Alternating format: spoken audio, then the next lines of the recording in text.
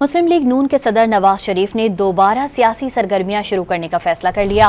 नवाज शरीफ के लिए ऐवान वजीर आला में दफ्तर बनाने की तैयारियां जारी हैं। इस पर बात करेंगे डॉन न्यूज़ के रिपोर्टर अदनान शेख से। अदनान, बताइएगा मजीद क्या डिटेल्स हैं?